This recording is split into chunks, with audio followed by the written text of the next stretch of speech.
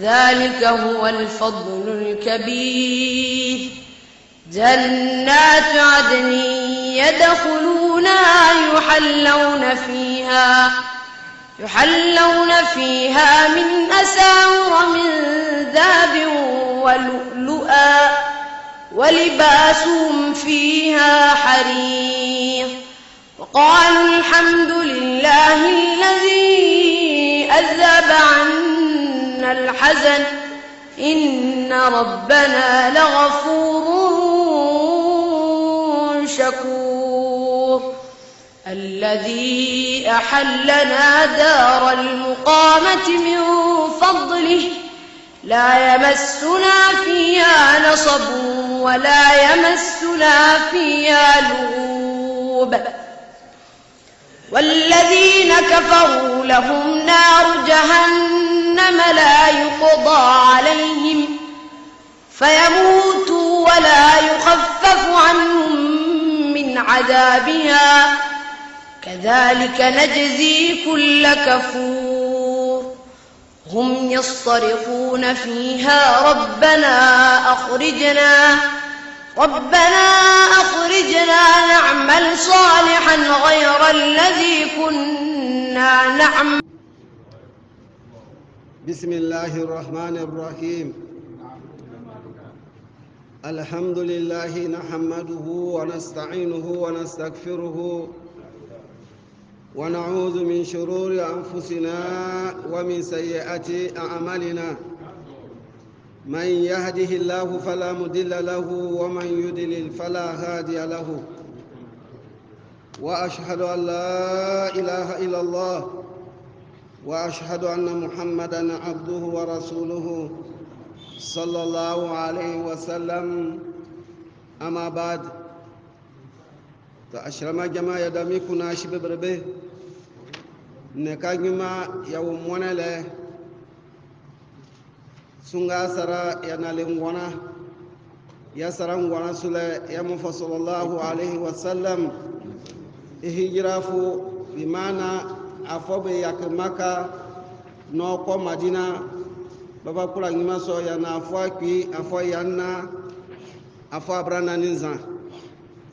woto sunu na sara na kangima e wole burule ya saran na sule anabi isa alaihi salam iba wa fo ba kula ngima so ya na afo nyo na afo abranyo ninyo to neka ya bayal kawrisu koko ya jukunsu fako sunga saranu yayo tafsir kwamba yasuyeni suratu Safat yawo suratu Safat no anma badali aya abranyoni nzasu ni mabta anma nyemefme ma ya labari fako ketefom kabo yo ketema nin kenkem bu subusu gina kena bu jara ka bu mengu mabti susu fam ni bu shen kenkem ka ande dalili ti yengi me bawu fesa yebu songa ambara ma antire kirki de tia ama hurum banu wa kurma shramaya ama hurum banu wa kurma nyeme la marema to nyiti yere mo furam yansu yaswa to nyiti ya shika inna kunna gawin inna yarade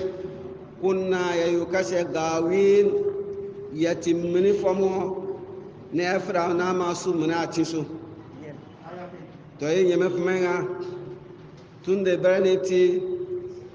ba malamaria ka sumambo nyeme fa suma na muhammani etina horeo shede baraibu kete suma famno anya ba gu kema baraneti banka atimbo susuni butimini famo to nyeme nga fa innahum yawmaizin fil anzabi mushtarikun fa innahum bushitin likabare yawmaizin yinkeda kene fil anzabi fako anzabanu mushtarikuna busanga bukpanda nabu yubukara anzaba janamanu to yi nyuma de ko yasuni de ko nyeme suma labare inna kazalika naf'alu bil mujrimin innahum kanu idha qila lahum la ilaha illa allah yastakbirun to yi nyeme fumenga inna yara nyeme fume kazalika kabuitile naf'alu ya yuba al mujrimina menamboti menetiem menamboti satete fom menamboti menya fme gutriya fom menya fme kabo yobule ginake mfa fawra janama to nyite nyemenga nzuti innahum mabti bare kanu iza qila lahum la ilaha illa allah yastakbirun innahum mabti bare kanu budunya ndo iza qila lahum yesanga karibu bashibuka qulu la ilaha illa allah qulu anshe la ilaha mi wabre bo daka kabusui illa allah shenyeme mi wabre bo daka kabusuri illa allah shenyeme mi wabre bo daka kabusui su nabuti no anye na fawe juma illa allah shenyeme fme to yinga ba nyange jobo nyi no anye ni yastakbiruna anka ba kurkuruya fa ko nyi no anye shesu kama kala mu'minun kabo waskal la ma fambra gi nyi no anye ni to baranka ba yo kurkuruya bukura ka gi nyi no anye ni to ye nyeme fme inga ba nyankete kabu gogo nyi no anye ni wa yaqulun a inna la tariku alihatina li sha'ir majnun nabunya hurebeku wa yaquluna nabunya she a inna yenile la tarikun wala ka kwati yakir foma alihatina yammimni nile ya kwa yake yammimuswa mimbo ya subu mimbo ya sutu kenanam ni yashim nabu subuni nile ya kwa yake nyini mimna nzuba kwa kanda ya na yake nyini mimna ya yake nyini mimni li sha'ir majnun ni nyini jodi fo fien fondati na kwa yake nyini no ani ya nam adini bo wosu na adini bo ya mo ya swatui na kwa ti nyini jodi fo ni ni fien fon no ani na yake ya mimni ya ti ade ko yake ya mimni nyeme nga dunya fe anam muhammad sallallahu alaihi wasallam ko ko anabi mkarbo bare bu nyambo fere bu menem kabu yo nyeme ku nyeme timi bo ya an kabu na bare ko yak ma bu dem mimni bo ya sutu kabu nanam suine nabu yake nabu suge di fo na nyeso nabu su fien fo na nyeso to en karamum nga yani rasul muhammad sallallahu alaihi wasallam nabana na yamu fo lebu kemu fo ti gbeji fo kemu fo ti fien fon to neka gwedi ti haramu ashrama mu akirka gwedi ti haramu to amwe formula mo qur'an mbo mo fo yeni bungi ti gwedi yo yina kabara mo ba gara ki gwedi le to yiti ja ashrama ashika music agorego iti haramu iti na horawai bo kete adini mo bo ti amosu fo mo bara mo an ka gwedi ti aguma gwedi ma ti gwedi ti ma sabu sona afwa horimba fana nasu na afa yuguma to yiti ashramed ma yi haram ka gwedi agorego music yin kere otasu na ashramed joko to yone bo fasie mo fo adena ya ti mo fo le na ba nyan ske mo fo ti gwedi fo nabu ko yake bu mim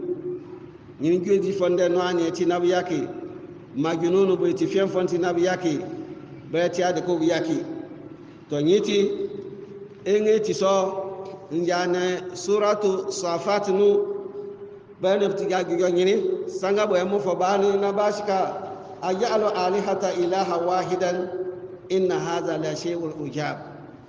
bunga ajalu ilaha alihata wahidan na bayado ajala na fashi alihata mi ilaha wahidan mi kun peleleke ne sui ne yake ngini mi beberbemni boyen nanam ne shim suri bubukata yan kuma ne yake ke ne su mi kun peleleke su ne sui inna hadha la shay'un ujab ngini sanyiri wala eti mamaki ni no ani mbo afa ba ne eti no ani o bo la mamaki agaya nabara ne ti nga won tolaku al mala'u minhum in tolaku nabaka ka bishambo ya mu sallallahu alaihi wasallam al mala'u bukon tikim ba je kefam minhu bunu nabaka ka bishambo ya mu fo na bashka animshu annati yako yen karaman abunna tinako ne inga ila ibnu abi talib annati ne ko abi talib bi ne ko sheka no anyem we wana afa bane ni no ane ne yako debe ni no ane ne sutiti la moyenu ni tinga wasbiru na nyam fasaware ala alihatikum fana na amim wa ansubuna amma fasawari ne sum yamimsu ne fabu yujma inna hadha anguma nyimbo muhammad afabani la shay'u yurad bimana tidiko yuradu amru bina bimana isukuri yani gerewo isukuri yana alwa ni te fanyi no anye mbala kaya ke yamimni ya ke lata ya ke unza ya ke manata ne sumi kun leke ni jo ni kuruma amma fasawar ne su ya mimini inna hadha la shay'u yurad anguma nyinin bo anan mu ma fa bane la shay'u ti dikibo yuradun bo isukure ya ni garo isukure ya na alwa to amma ko shikado ne ko shika garan boy wana fa bane ndewa yaka nyino ane yani iri yakutanama makamenu shay'u yurad yembe mskanga shay'u yurad bimana wafanyino anyana ba yuradu ne wora yere fite ya gina abri ne de nyini gina abri ne gina ne de ya gina abri ne gina bimana esukuru kontikea esukuru yikoya yo fanyina tina bana ne ba de ya gina abri to yin yeme fume bobu nukaw bal jaa bil haqq wa saddaqa al mursalin yeme nga bal an yak nyin kere jaa al bil haqq wala na muhammad jaa wa fa ba bil haqq ni na hore wa fa ba ando adini be tikiashi le wa fa ba ando na no ane be tikiashi ne yo adama be ba kyo dunyanu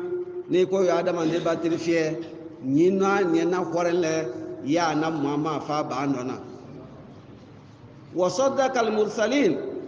na ila na muhammad be ko saddaqa no ba ma na hore al mursalina suma fombo bali demo maputi suma fombo bali ya na muhammad mo bu fala barbari ka anabi ewoya ewonshin ka ska anabi isa shebu kaw anabi wonshin suba nyina anabi mbale an suisu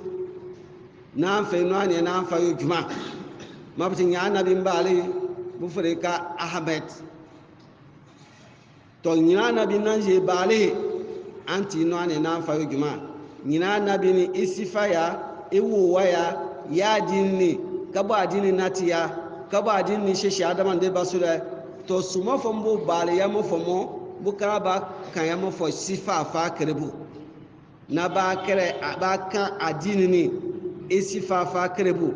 kabo ashira me adini ne yo so nyankande ne yo so kyo kabo ashira me adini ne ti adaman de bano na adaman de babu tore na adaman de ba kurubu mengu na adaman de ba shi mengu anfo na fanga fo shi taraka anfo na taraka shi fanga fo budidika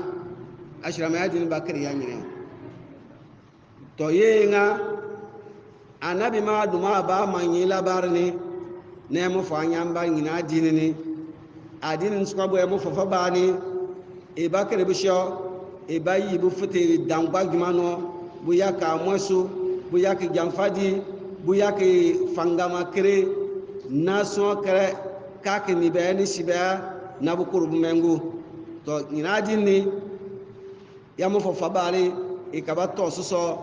ni anabi mbobu badawa no bama ya mu fa sifa ni adinin sifa no fakre buni ne mu fa ka baba ni sifa ni no ba ni adini to nyiti ni mefmenga wa sadaqal mursalin ilana muhammad jaa bil haq ifana hore bala wa sadaqal mursalin no nyama suma fam no ani mbo ba fam amni no ma nyama suma fam no ani kere na hore to nyiti an yakika adini mbo anam muhammad fa bani iti adini wo bo babo ibati tila moyenu a anyina adini yiri ya oba kere na bara ne shi ginabre na biya so ne shi ginabre na ke shi ginabre na batma shi ginabre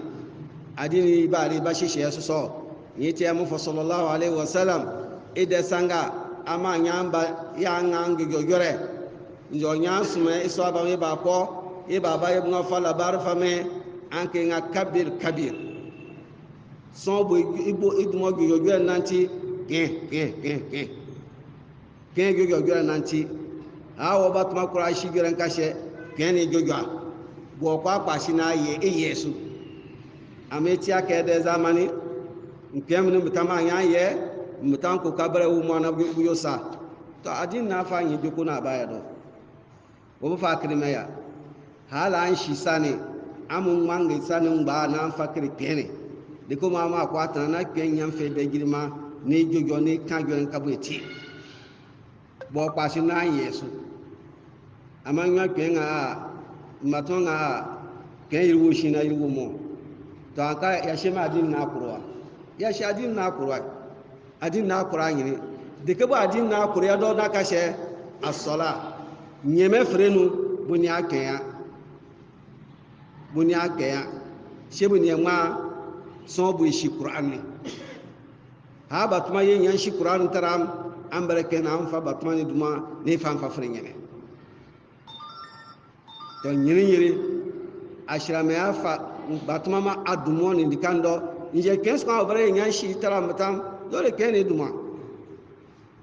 to nyiti ashrama ya diniri wallahi ba ni shi adaman de basu ne kira adaman de ba ladabi ne kira adaman de ba kaboy nati dunyano na etan dunyano lafiya ni kaboy nati dunyano na gina kebe to ne ko telefiye to ashrama ya dinin bakiri ya nyine to nyiti suma fom kalbo bare bu fanyi no ani ni bala ni no ani ka qulu la ilaha illallah suma fom kalbo bare bu sheo ubudu rabbakum wala tushriku bihi shay'an ubudu rabbakum ansu amina su ama tarfani wala tushriku bihi shay'an ma anshkayo nyemenyo wa saddaqa al mursalin ne mo foska masma fom no anyen na hore ya mo fom bali ishiso enga qulu la ilaha illallah tuflihu wala an kare wa ne nan shika mi wa bare shenyeme nden ja she so tuflihu amu ya hurgofom dunyan fe nan ko ya hurgofom ginake to yin yeme fmenga innakum lazaiqul azab alim to nyiti anan mo ma fa na horana ba ama da na horane suma fo mu ba shi ba fa ba anan mo ma suma ba mabu na hore amma ma dema nina fa ya juma to innakum anshi tilka ambare lazaiqul anzab lazaikun anti tafifomo al anzab yina janaman amu tafi anzaba alimin anzaba bu tikakkara ga tunda ama nyande masu mafom ne wala isha amu tafi anzaba bu tikakkara to yiti ti solla mo ko ashirama inde nyan shere anabi mnoni akurwa ye nyan fa yede ngokurwa yede nwa ye fatara la anabi mdani to shitele kay ya asara yiti ya mufa sallallahu alaihi wasallam yini ti mela balinga kullu ummati yadkhuluna janna ila man aba mando kala mando bu ko wura janna ila man aba shebo wakete she mando bo wakete ke kurma janna to nyi mando ni ko nyama janna ni kalu wa man yaba ya rasulullah na sahaba ma shika nyemes mafo wa man yaba mai ko ketia ke kurma janna kala ne mu faskaw man ata'ani dakhala janna wa man ansani faqad aba ya mu fonga so kerbu sunwa ni suni fayo juma wala dakhala janna yura janna wa man ansani so so kerbu do mun gashi ya do nyama ya mu fonga shishio bi mana inwa ni mu ya fayo juma ya faida mu wane da sunsuwa ne da bubuwa yang kaiti na hora ya fafa yo juma to ya wure mo fonga shinule ya mo fonga fakad aba yini mena me ba kati kabkuru ma janna to yiti sabe wa bare boywe shame ko tosu ni boy mo fa sallallahu alaihi wasallam fakir yani wa alaikum bi sunnati wa sunnati khulafa rashidin e wa anti sukana tinda chesu wa sunnati khulafa rashidin nin saba kokwa namni buda timbo fabale an sunyini su wa iyyakum wal muhdasat to amani anti su donguni sankpere fa ina muhdasatu bid'a ma puti dikko frika sankpere bid'a eti dikko boribu yamo fondation bid'a mbule boribu yamo fondation wa ina kullu bid'a dalala dikisma kalbu nyanti bid'a dalala eti minio dike kalbo boribu sankere kalbo boebu yamo fa sallallahu alaihi wasallam de shin ye fasata la ashramanu bi maana iti dalala iti minio wa kullu dalala fi nar dike skwa kalbo yanti mini bukara wi ko wi shinu to ngime wi akanda to ngime fme shishe su yiti yamo fa nga innakum lazaiqul azab to an shitele ka anti milambo amutafi anzabane al alim anzaba bo tike karaga to nyiti inga wama tugizauna ila ma kuntum ta'malun ye mo fonga wama tugizauna nsuto man katobe makatobe nsufa to ankaro illa ma kuntum ta'malun illa shede ma kuntum dikebo an wodunya ndo ta'maluna na weni ide katola nsufa to ankara nda yo ketema katobe bare ayo bidia kato bare to bidia ketema kato ina janama bidia kato ina janama mafti nga kullu bidati dolala wa kullu dolala fi nar dike kabeti bidati minio dike kabeti mini ko urashino to na nyame nya she ka wa ma tugizauna suto man katobe eti aka nsuto an katobe o illa ma kuntum ta'malun she deke ba wu dunya ndo na yeni e ka to le yen sifato ana to yiti ila ibadallahi al mukhlasin to nyame nga mfamna wura janama mo fa wura be koni majabu jamfa bugima yo wa fa wura do ila ibadallahi mukhlasina bimana almuwahidin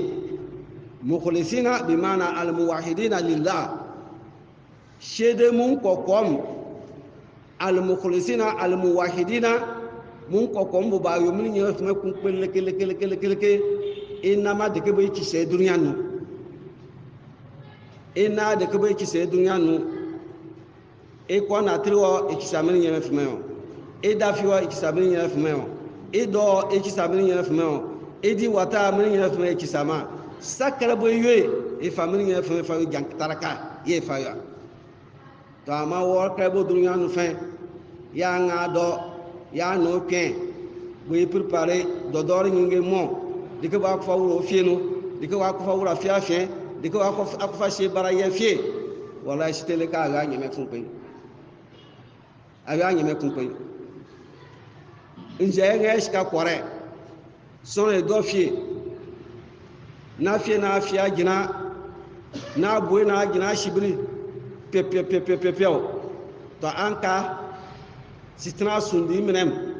no ba no yamba se ka ndo wa boy ni yonyume wa boy ni wa fitiasi wa boy na gina pepe site hey ama shitele ka no chemu bare no chefo mo bare yani na akul kanda ba fa fin kanda akul kanda ba fa fin kanda to an ko iska yasu ni ko kashi inye kembe ni ko kashi ni iska wala sukul de ko fa yon fin kishiyo so de ko fa yon fin kanda mwati wora no ti kon kon ma kishiyo fa nyeme o fi ne mwati kishiyo fa nyeme to ama an ko so anka akọ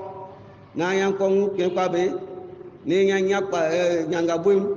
ni ke brizu koko ya boy ni ke kura fa jasu ni yan sho ka fa shi shefi no wala ne wa ni ti anya de nyingeni ya ku fa shefi no to awura ko ngwa da fi o an ka wo no ti ada fi ama sanga ba nyan yo anyi ni wala da fi ma mena ti am sa ku fi ni to ama kin karabo anyan fa nya bo ku fa shi shefi no awura ko ngwa da fi o ma puta ayu fin kanda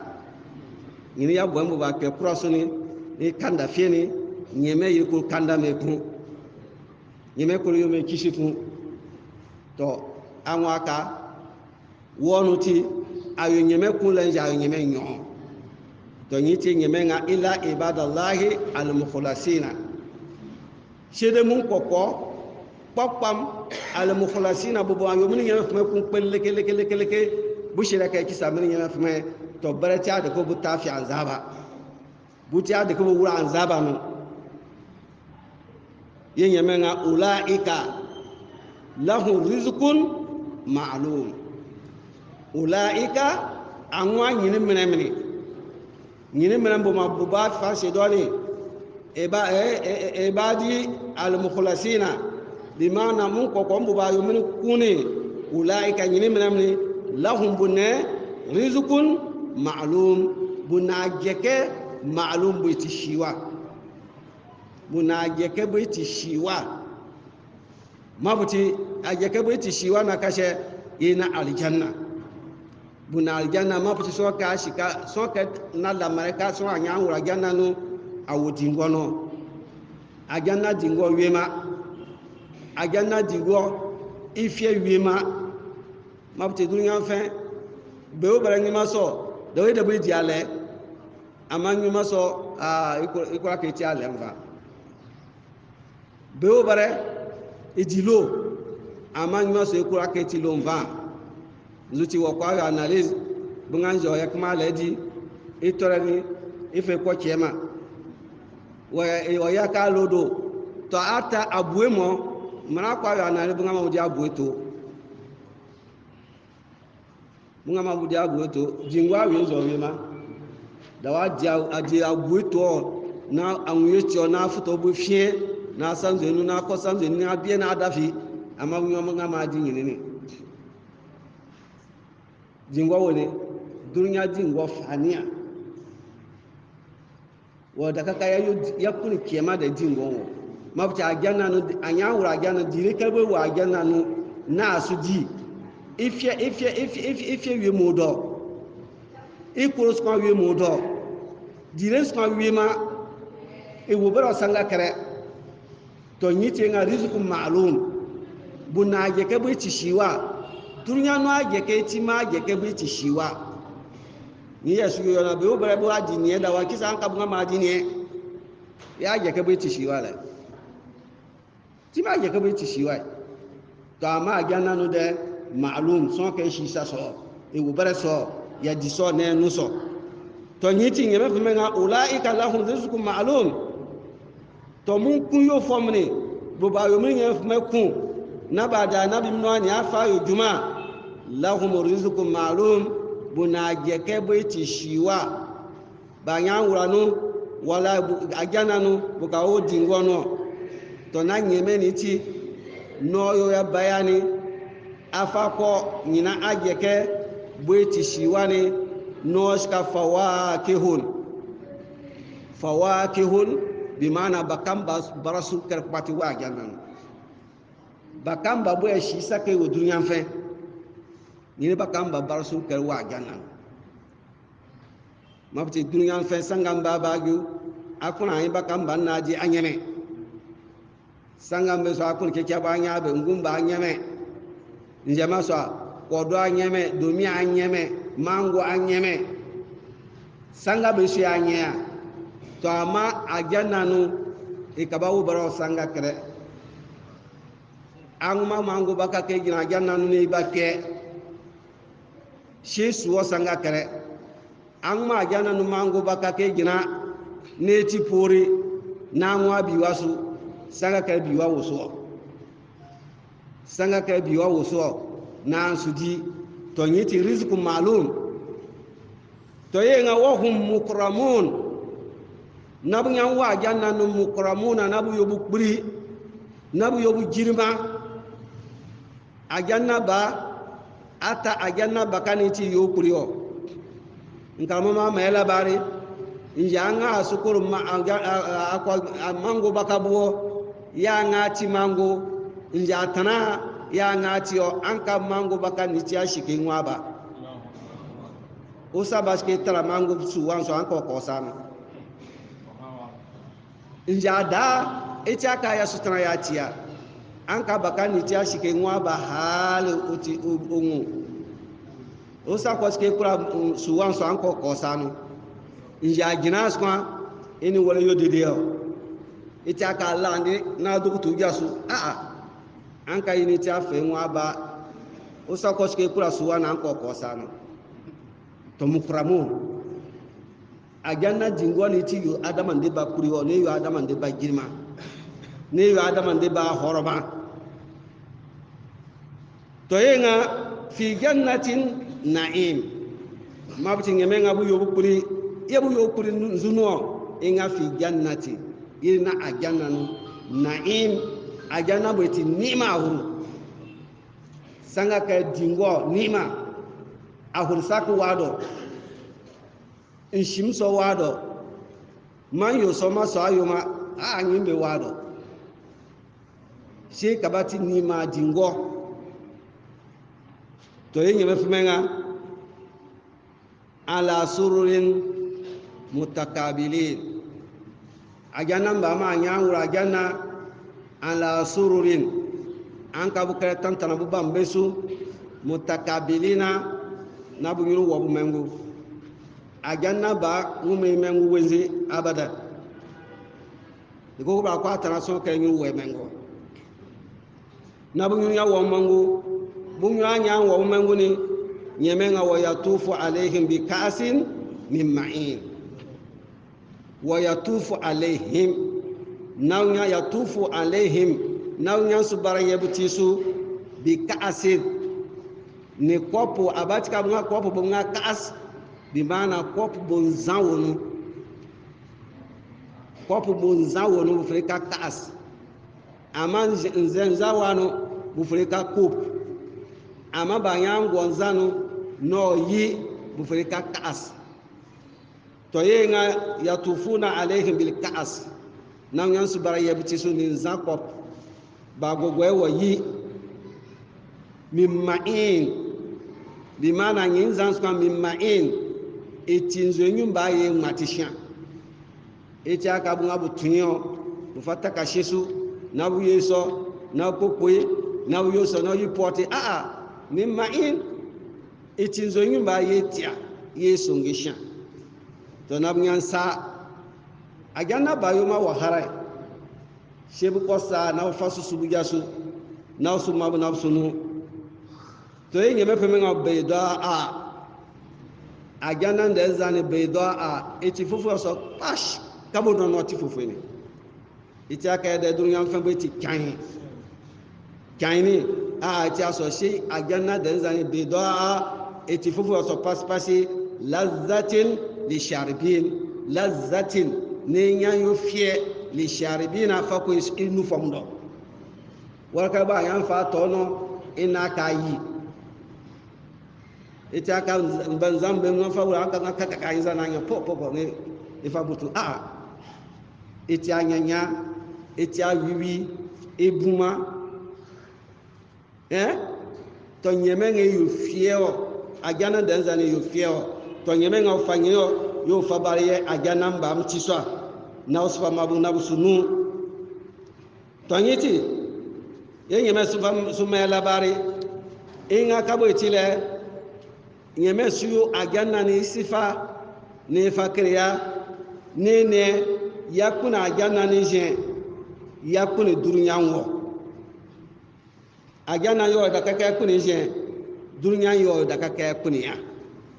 to da kaka Allah mukashirama wa da kaka ajana ni ye kuni ya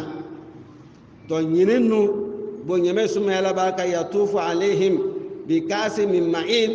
mabti fabara yabu jaso bi kasi min zakob min ma'in faftin zunyumba etin zunyumba yeti ayesunga yebu sabama ba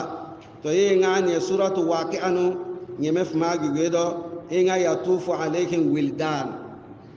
mukhalladuna bi aqwabin wa abarikin wa qasin min ma'ini la yusaddauna anha wala yunzifun to nyemenga yatufu alaihim manambo fangini zambara yabtisu wildan ngban fana kankam wildan mabti wildan mukhalladun nje nyeme anyan ye nyini mutanso yobti afom burumbam to bukawo ni sifanu ba fo kakama no baska ba ke koko buti afom buruni abanka so ke abanka so fikanza abanka uti so fofoi a anyen be wano mukhalladuna bukawo ni jokonu so bukawo ni jokonu so kabo nyeme aye busini nje nyeme ko ye busu yo cha fo buburu mbam kabo buwole afo abran yo mbam kabo buwole to nyirin mbam fremni mukhalladuna bu ba fo nuso ina ka ba fo kake yatufu alayhi nan yo so bar ya jana mbam tisu bi aqwabi ina kop aqwabi kop nzwe nike glaçon nzwe yi wo nyiri kop mna non yon sfagien gbe butis na sunu ikati so wa abarik nan yon sunati ni abarik ina ataide nyeme shemu fataka ataile mufrika abarik ibrik ataide kopuni ikawo parentenu nja kuratai na bugo nanu na sumabu wa kaas ni nzakop nan yon sfagien gbe bujaso ni tenga mi ma'in etinzwe tiewa ko nzan yiri tinzwe tiewa yetia yeb samaba to yenga nyirin zane la yasaddauna bimana ikpeke matre inde janya nui imo motre yare wala yunzifuna ishesu kinyi mo wale kira na ka kanwa gbagi na ka kanga lantrika na wo yere nu a eyo anyirin ajana nunza anu mena bo to yenga beda lisha beda ajana nunza tifufu lazati lisharibina ninya yo fi fa ko fom nudo la fiha gaulun ajana nunza la fiha inu gaulun bimana afat balai wanu balai na kashe dunya nu feden zanna nyanu amban ko kake musibon ni ko poto kunu anke min kuna tikpoko anke bukara nu awura anke tankun kafta pumpum enyan sunati ne sugi go e kurshinu to ajana nu za la gaul fiya nyini bala imbe wuma ajana nunzanu ajana nunza anyama nyitu pakeni ajana nzanu wala hum anha yunzafun wala hum ikuruma ne bare anha kaba nungin zani yunzifuna ne yibale kira ne ka ngwagi son nun za duniya fe ne mu boy mo ne bisa yahi son nun za duniya fe ne mu cha ne biti ne sheke nwe ne fere ke shikan ja mabta ale kira na ko won wini buka mrema esu shine kan boy mdada ne ska njahin goko yanna so tise ne shi mabta ale kira wanu to ajana do denga nza ikin mo nyale kira na baka keso la gawul fiha tore wanu kabo dunya fane nuni ko bo bina ko ngube iti fameo ne nu nyinzane na kon ke fuki jesu ko ne ko pashi da tinu bare ne je giasa ke kurshi kare iti sono kiwo to nyemenga ajana nunza isifati aka dunyanu dere ni ce bunga dunyan da ya yanfa yoro o ti abuka ya sunu to stele ka fu ajana nu dere anyeme numa mabti nyeme adam nyeme fme kura adama wa yirada man demba an kuri wa ye girma no yacho no fatre de ke yi wakare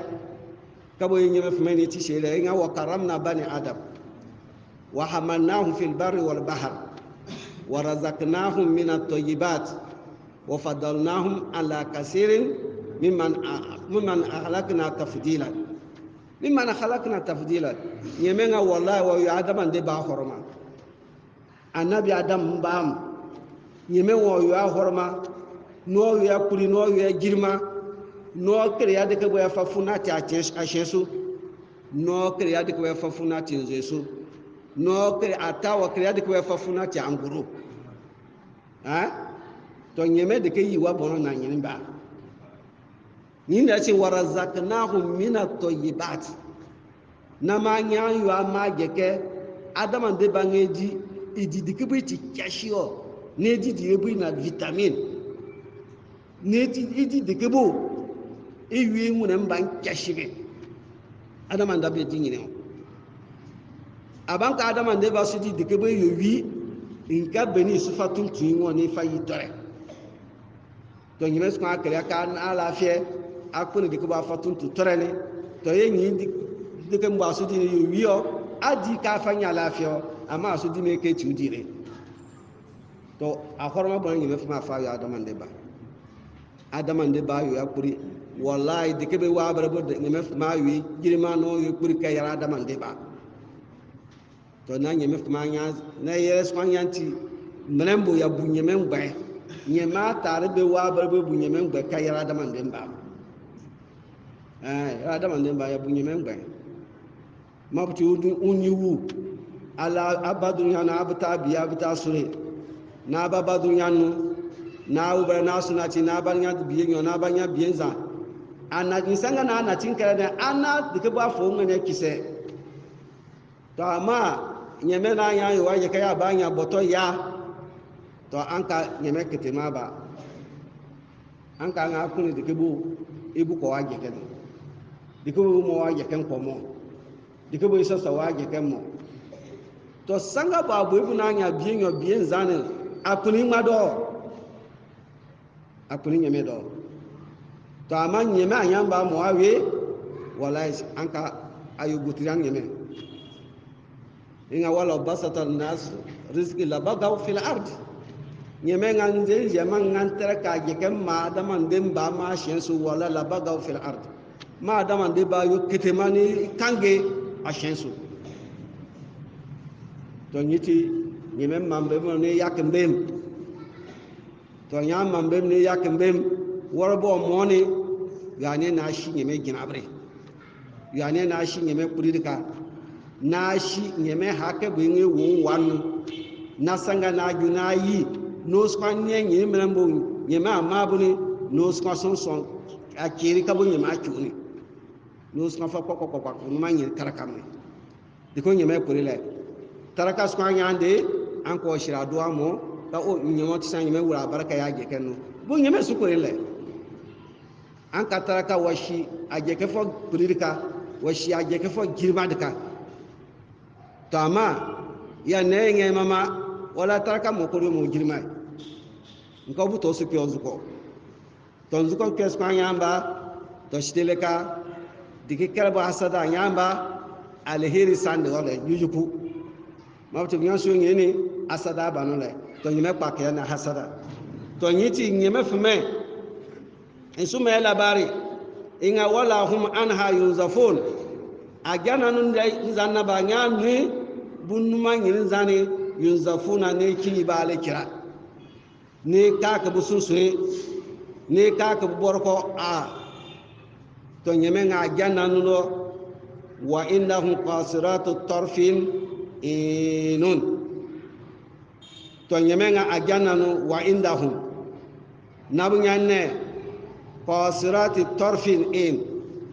qasirat nakashe bi maana tika qasirat tika tarfin bowa enyumba bi maana ajanna bara eteke me nyumba ni ni biya sobe abada qasirat tarfin ni tenga ayu innahunna nisaa'u fil janna mabti ajanna num baram yufta qasiratu tarfil in kadi kusirna tarfukunna ala azwajihinna nyemenga ma yubunyum batika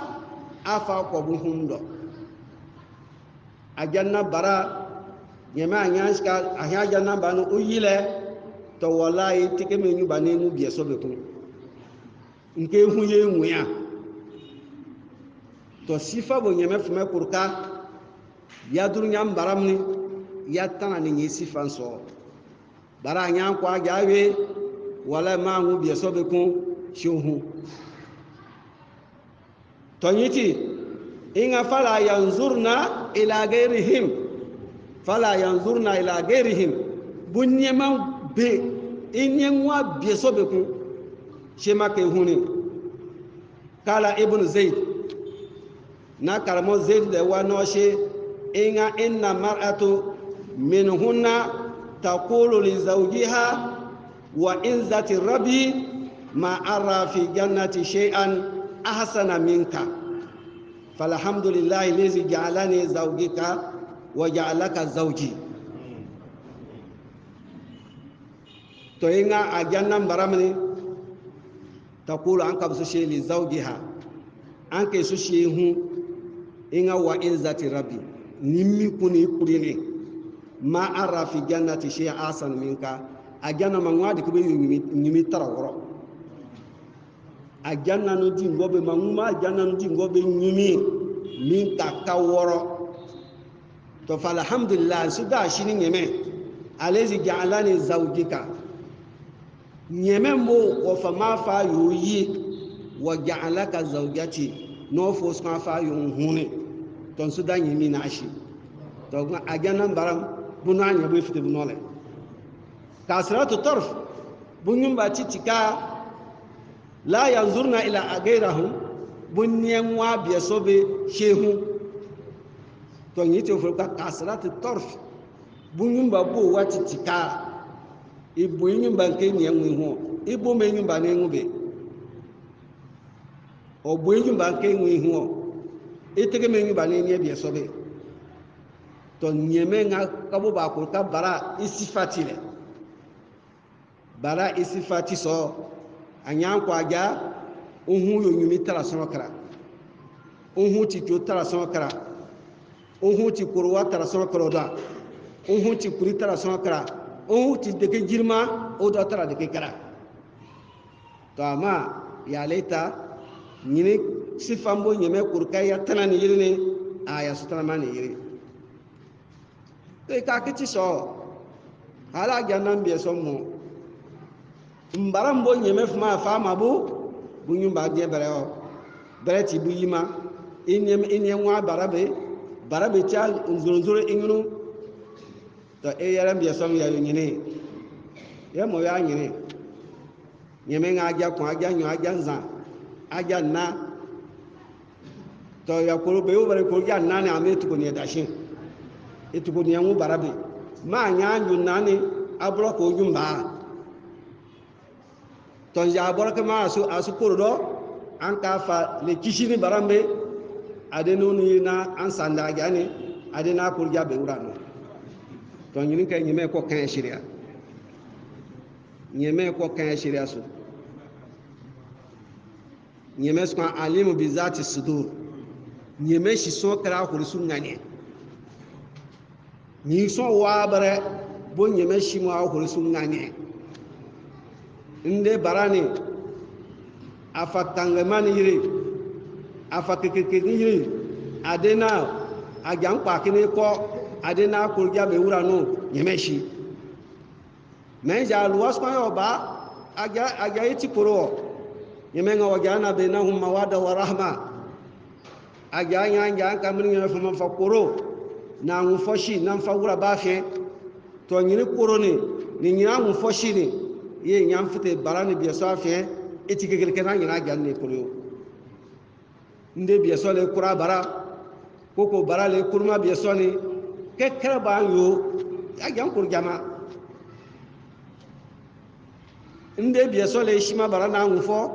koko bara le shima nwa ngufo wala iti kekeke na nyina ganja mafti ti kaida iti jantaraka bungi mefuma fashe ajafe mawada warahma koro na ngfoshi wada kaka kuro yi na shu ya ngfo bara wada kaka kure hu ne shi hu ngfo amande je bara ye shi me hu ngfo iyo shebu ini kurtana bara yi kuro me hu iyo she ni kurtana biye so yenge kura barani ya yo she yi ba ikuru ba kure na ni tana biye so ye shushima barana ngfo ina la fi sama fu ediro ho iyo she ho angfo shi wanu iyo she bu kurtana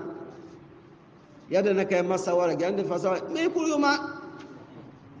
don yiti ashrama anya fa she ko ba gni ni jobre fa ba sa akama min aliha wa akana min alihi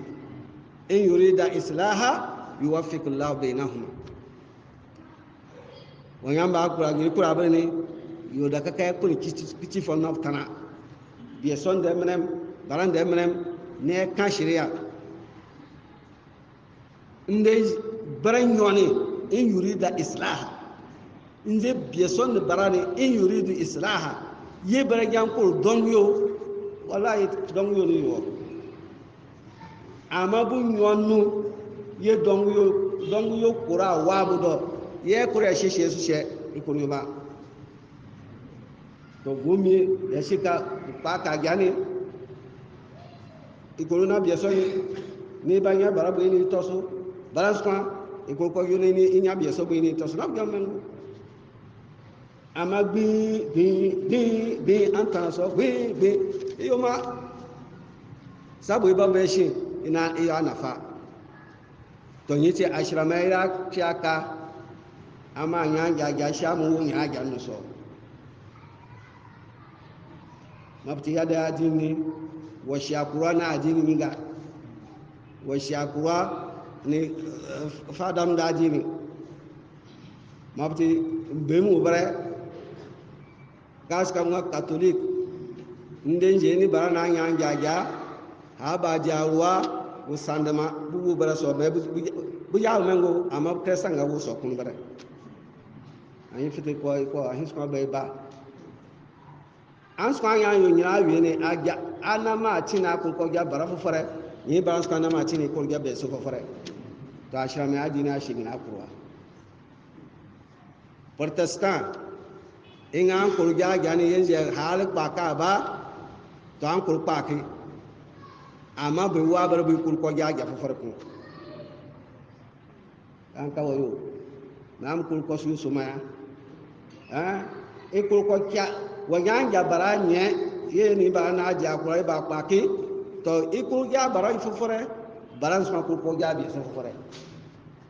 ta ashrama shi na kuwa ashrama ama tosu antana akurwa ba alwa ba ye ko ka pa ka ba an kwaki biye so ni kembo ama pa kan kala ni barani banyan shoka nyuma onhuna se ka to nyuma ajana awu oda kaka barani ayo she amindi na atana gisannu saranza na ku manzanza idale anyan ku nzanko wiri ye dongu ya bama to ajawure na anyan tamboy atambo akọ ye yo hun sukoro bekun kagbe ikodira asibe abombo sunu ifo ba ni ka bu asibe andi bu so ifa wese ko na yan fake na yan kurike ni kun furu nge bekun na yan ifu fofare to ti so men ja nya ya kinyi ba ya ku pe nyo aya kinchi so akofa ba aba kinyo so akofa ba koko hali uni ya nya kurwa ya nga mayaku yesu tara idani ye sara kwa fi anga ato akuro mo woni yina fi mayake ma wara ba to frika yake yake kokun ni musu so baba be kun ya nga yake ye hala kuro wore fa bari to usu ka yake yake ko nyole to ni musu so nyamba ma fi ya nya nga kuro me to ni ya jawu ma fi kun etana edanwo saranza nyawiri ni nyankwe ko anama tina anga nyini baranku nka barani wo kwa jaja dikebe eni nyine diko ko jana atasu imina ya ko batana to nyisanga na ko febe koko biya sona wu nyisanga na ko febe ko ama nyina yuma ikuru akun to ashrama yadini haida wonu sheshe su wonu etima adini buson kayo kabo ngokuro she ti de ko nyeme fuma she so ashiyo to nden je espanyan su so ye fa yo juma wala ye yo trifie fom du yan fin yina kene ko di ngofo to nyiti ajana no baram bu nyimba titika fa ko bu humdo bu hum skan nyimba titika fa ko bu do to ye nga ka annahunna baydun maknun ajanna baram bunyumi la nyame susina enga nyamwa ajanna baraka annahunna baydun maknun ka annahunna buwo wati kanga baydun anga karfo maknun bimana karfo fofore na tie na ka kan zemwe wonni tisho itiso kirin ni yu nyumi ti mana to nga ajana no baram ti mana so na nyangi gi kanga nangare to ajana no baram ti so to ti so hala yim we jabdu nyam fe o kwa yo ka ajana jira ke oni ja menwa yeme ka ki nyumi so ni yo nyumi atan karbon be ma shi kana bu yo nyumi tara ajana no baram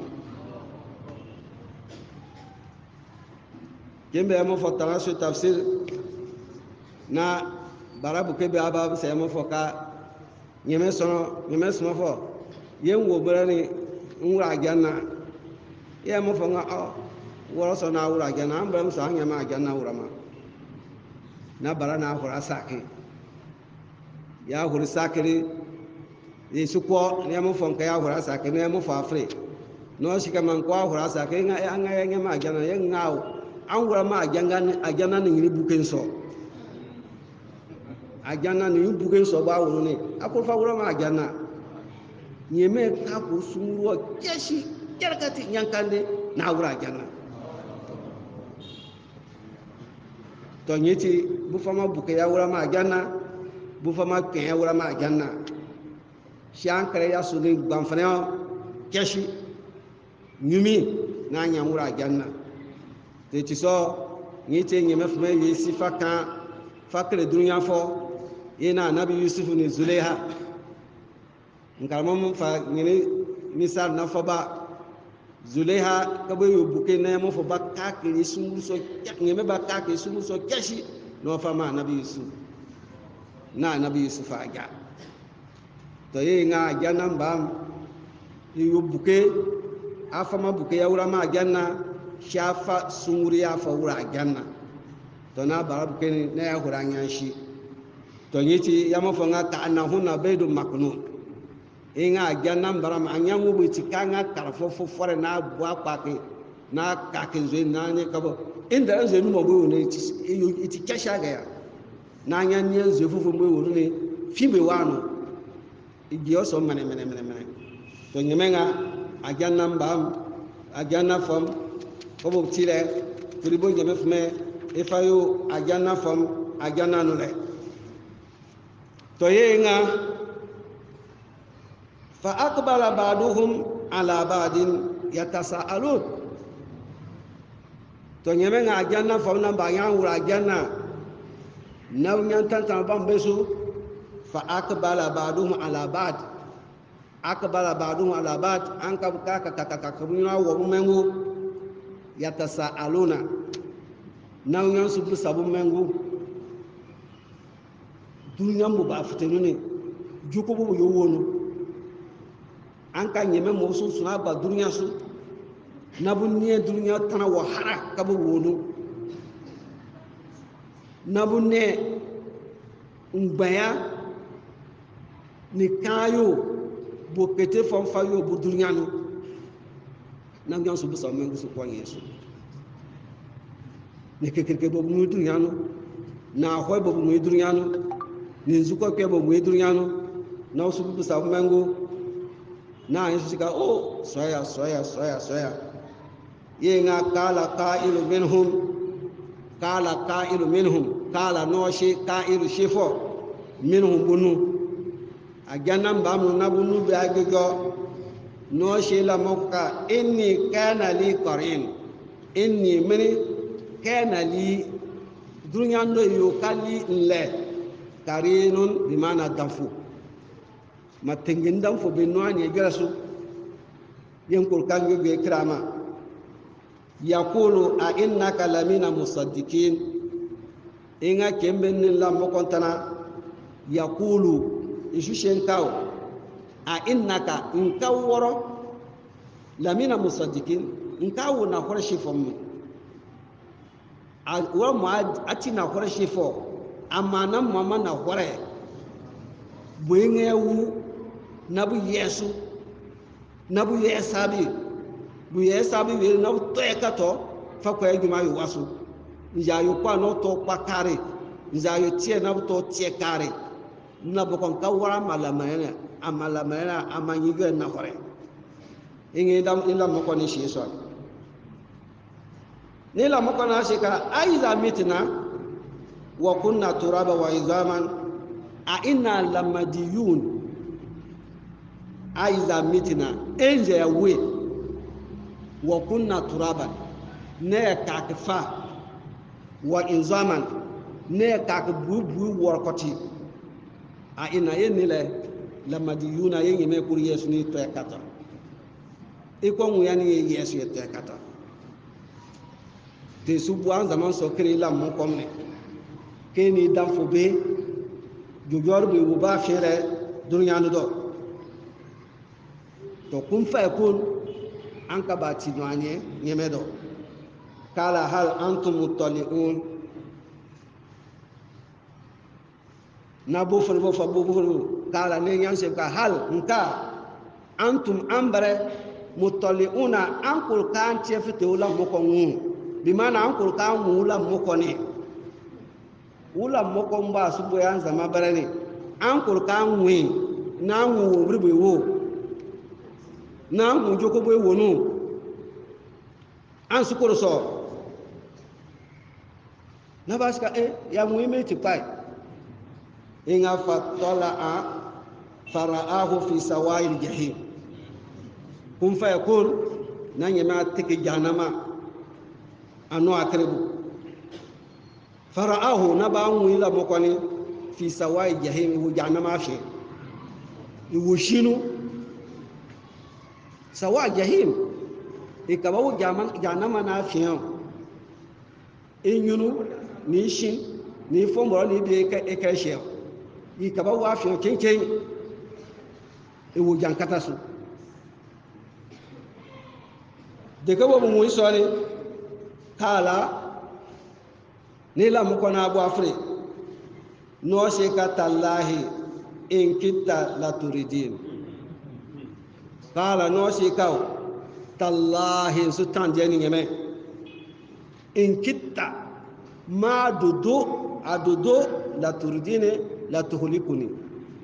ma dudu kayo min halaki kene no anyem bwa sone ye man ti no anyem yen suru den so wala ma yum halaki ayi laula ni'matu rabbi la kuntu min al muhdarin inga laula make koyo ka laula e koyo ka ni'matu rabbi mi kunde ni'ma bo yuri muti no mam la maria na ma mala la maria na ashra maya no yo so kyama na ma ji ashra maya so make koyo ka nyini mambo nyeme fuma fayonti la kuntu min al muhdarina wala mamul mo wo man mo jana man no barale man wo kay wo ka wara ko la nyima man wo kay wo ka wara ko la nyima afa ma nahnu metin ton subu solla moko afa ma nahnu metin ma yara ya wuna asusuka ya wuwa wile nyitenga illa motata na ula anga ya yu webon bol sumbo ya wini ya nyangu wa wile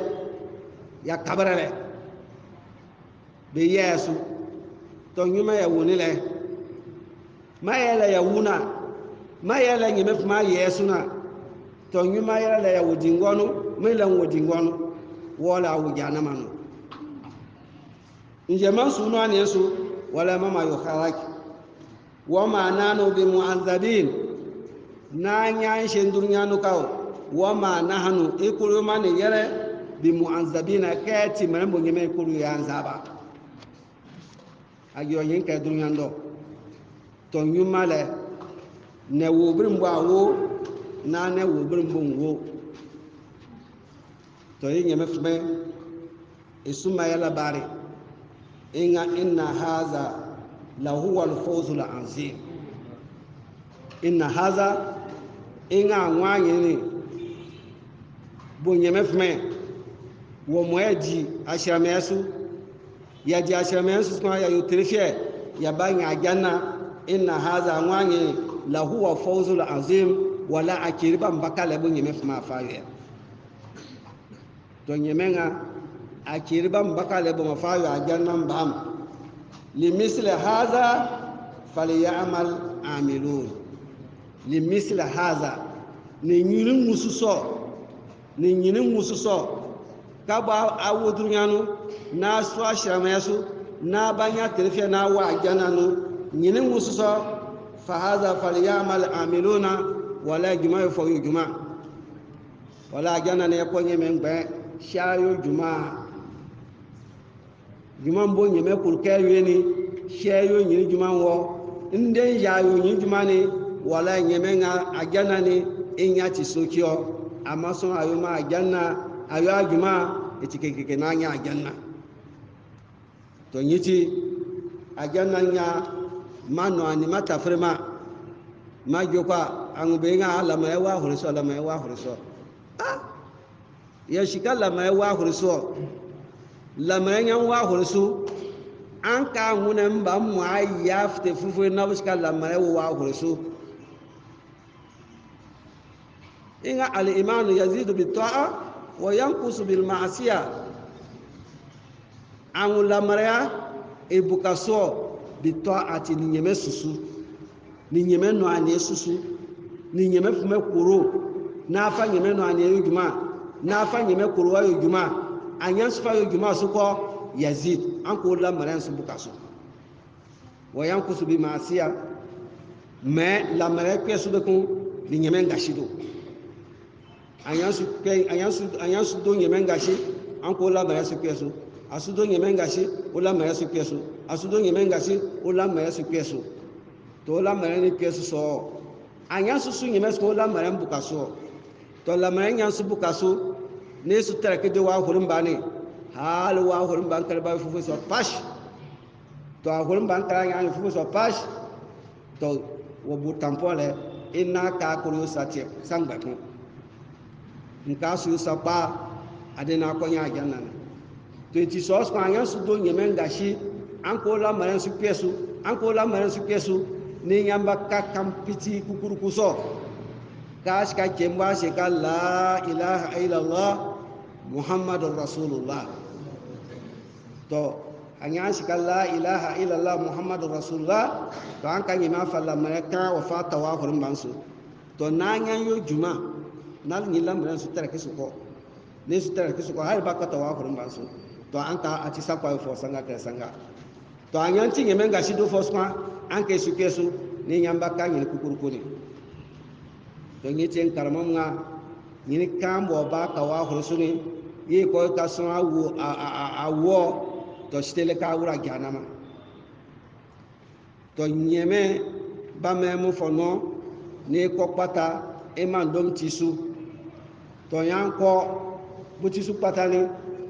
an ka sha ya bu ka so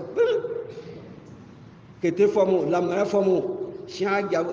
adibu ka shi bir trim to amma an ke kam rembe ba hore dika etika anuru ka gi so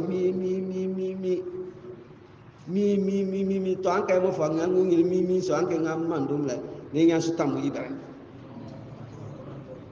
tamu yibare to ale ba yibare de busu krefte no nya fa ko kuma benu no nya fa ko kuma zenu na sar bu na bu ne kare nya ba kashi to amma bu na nya ba kashi na ba kwa janna no an ka janna ba su to boy to bare mo ti telefia fo mo to nyiti nyama fme fa sanga telefia fo mo na ka ya tafsir ya fada bare to nyama fme shi am fo nyeme de na nyeme ni tinga wo ka bo akura janna fali ya amalu amilun juma yo fo yo juma o na ko nya janna ayo juma wala tike ke na ko nya janna shayo juma ya nya to nyeme fa sanga telefia fo mo nyeme de fa sanga telefia fo mo na ka tafsir kuskul bo yo nyeme fme yak ya musa bo ya kwa yo kurkusi ya de ya tisu dole bo ya kwa yo no to susma nyeme fme de bo fa ma yale to nyeme fme shi angu fo ne yo ni ma ne yo dingo yak mi kulfo nan fa me karamo to ne bu ka tali katisu nyeme de ne tine fa yuma wassalamu alaikum wa rahmatullahi ta'ala wa barakatuh